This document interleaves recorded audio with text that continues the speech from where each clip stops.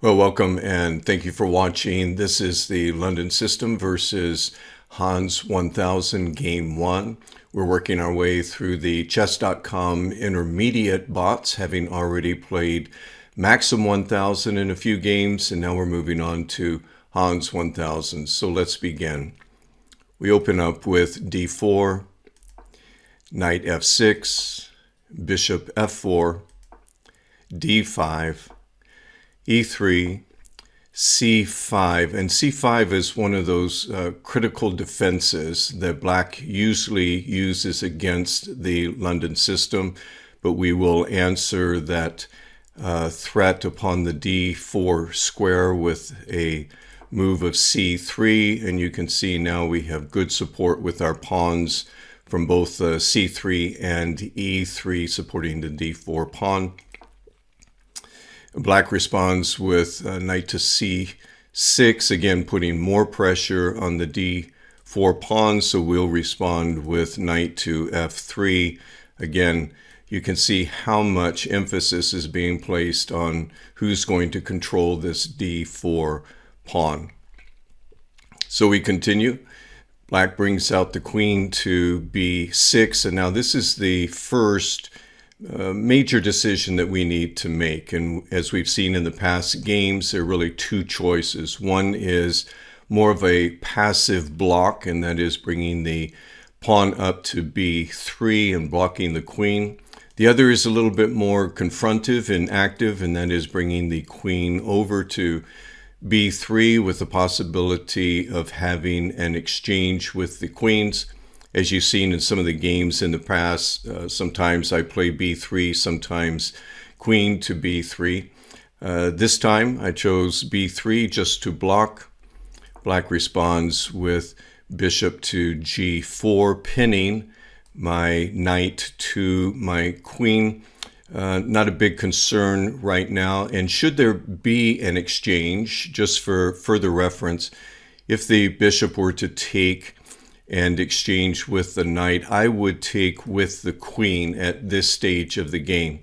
The reason for that is if the bishop takes the knight and I were to take with the g2 pawn and then later on in the game need to castle, I won't have this g2 pawn protection for the front of the king, and there really will be a very open G file here for the enemy to attack my king. So once again, I would probably retaliate with the queen taking the bishop there at f3.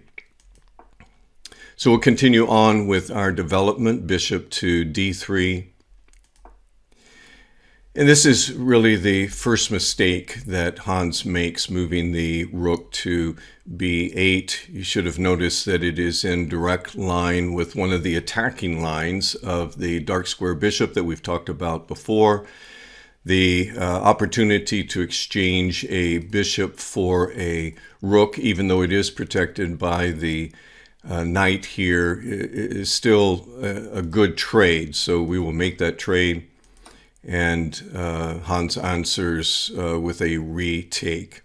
So we'll continue on with our development of the b knight to d2.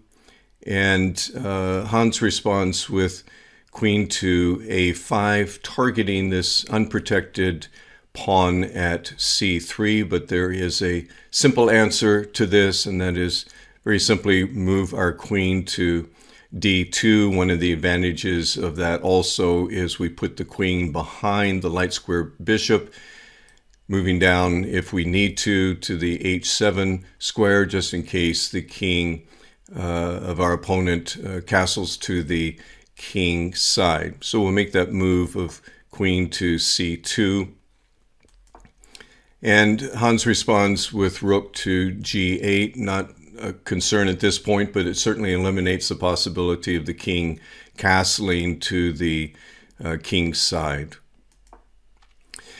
Now, anytime I notice that the queen is in a place where it's just kind of hanging out, and in all honesty, it kind of makes me a little bit nervous. So I'm going to move the b pawn up to b4 and see if we can't move this queen out of this area.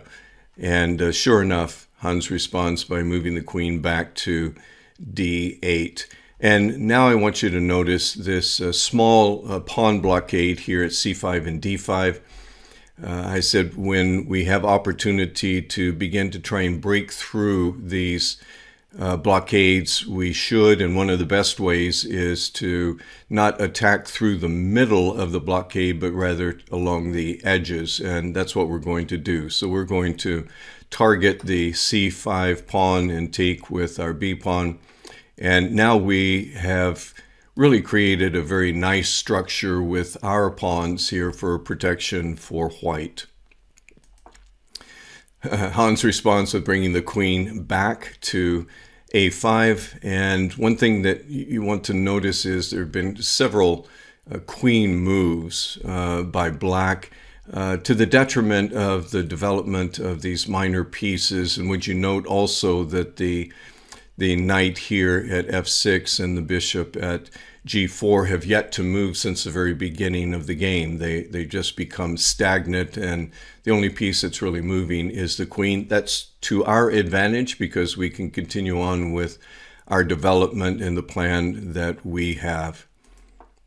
So we'll respond with knight to e5, and in so bringing the knight to this critical square, we also are targeting the bishop here at g4. Now, in all honesty, I would rather maintain the knight at e5 as a critical square instead of taking this bishop here at g4. It's protected by this knight. I really want to maintain this as first priority, the knight at e5, for strategic reasons, if I can and the game allows that.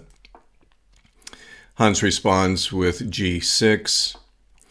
And now I have noticed that there is this semi-open file along the b file and an unprotected pawn here at b7. Let's go ahead and move our rook over to b1 and see if we can't attack that. Hans responds with a6, and now that really they did nothing to protect that pawn, let's go on down. We capture the pawn. We can now establish our rook at the 7th rank if we want to, simply by moving this pawn forward, lending support, or moving the queen over to lend support as well along the b file. But also you'll notice that this knight at b8 is unprotected. So Hans responds to this threat by moving the knight to d7. We can advance our c pawn to c6, putting more pressure on that knight, and the knight moves to b6 for at least some safety, being protected by the queen. Now, one of the things that I noticed at this point with this knight move to b6 is that it is now cut off the backward retreat of this queen, and there's a possibility this queen could get trapped here. So I decided to put some pressure on the queen by moving my knight to b3 and targeting the queen. And now it really is going to require that the queen make a move. The queen moves down to a3.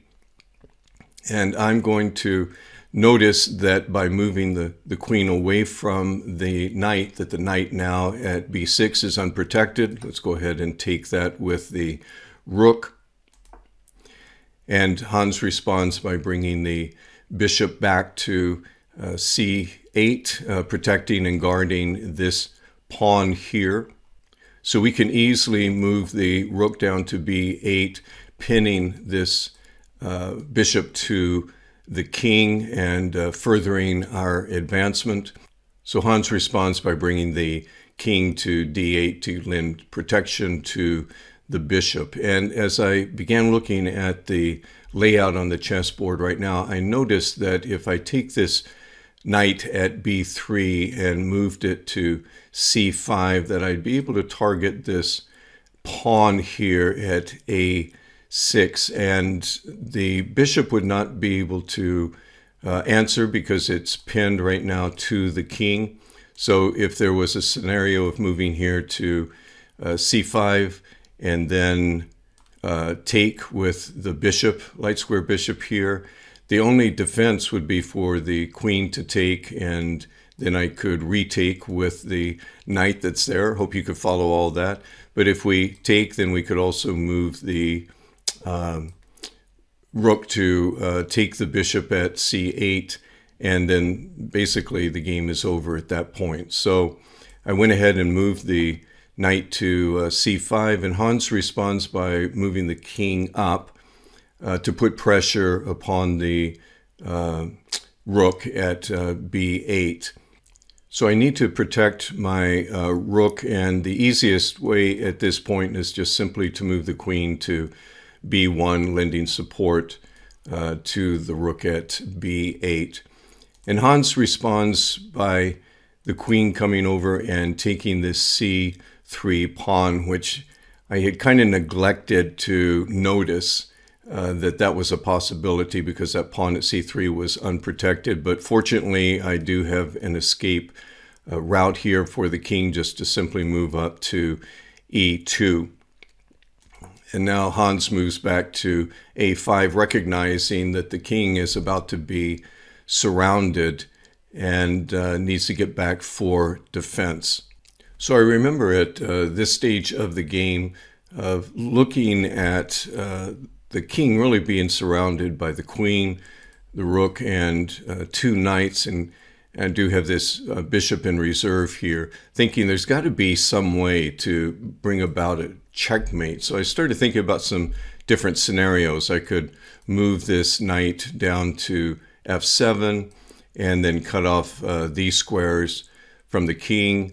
This square is cut off because of the pawn, but then if I move this knight here at e5, then that leaves this pawn unprotected. That wouldn't really work. Maybe I could reroute my rook to come across here to a8, maybe up to the 7th rank here to put pressure on the king. I didn't see any real way that could go through. Maybe just bring the rook over to a8, and then I could come down here and take the pawn at a6. We do a take, bring the knight here and put the king in check. And if the queen takes, then I take with the rook. So that was, I'm kind of going through all of these scenarios. And then, of course, as you go through all these moves, the possibility of moves, one of the ones that I came across was, okay, what if I just take with the rook and take this bishop?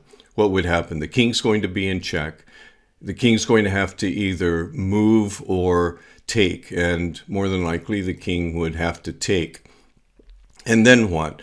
Well, then I noticed the queen here has this open file along the b file just to come down here, protected by both the knight and the pawn, and I would put the king in check. Well, then what would happen at that point? Well, this square is guarded, so the king can't move there. There's really would be only one square to go to, and that is d8. And then what? And then just move the queen here, and the game is over. And so after, I probably spent 20-25 minutes on this position trying to figure it out, and sure enough, saw, hey, that works. We can just take with the rook, king takes, bring the queen down to b7, check. King only has one space to move, that's d8, and then move the queen to b8, and that is checkmate. And again, sometimes these things happen, and if you just take enough time to try and figure it out, even if it takes longer than 20 minutes or so, go through all the possibilities of what can happen, even the things that seem to be the most absurd. Like that was, to me, kind of absurd to sacrifice a rook for a bishop, and then lo and behold, it turns out to be the very gateway that I needed in order to bring about checkmate. So let me re-emphasize the importance of, in this game, just setting up a good structure versus our opponent that failed to set up their structure utilizing the minor pieces. Instead, lots of moves with the queen. We got ahead on our structure, which will then give us an advantage on our strategy as we go forward. And strategy is really having the opportunity to move different pieces to different places to attack. because the pieces are all out there in place. They've already been positioned. And then it's just a matter of understanding the tactics of how to best take advantage of an opportunity. And if you notice, there really was only one glaring mistake in this, and that was toward the opening when Hans moved the rook to b8, and I was able to take with the dark square bishop. And that was really the only major blunder that happened in the game. Everything else, the victory came about by having a good structure set up versus my opponent, and then taking advantage of those attacking lines and the strategies that the London affords. So we're going to move on to the London system versus Hans game 2. Look forward to seeing you then. Thank you for watching.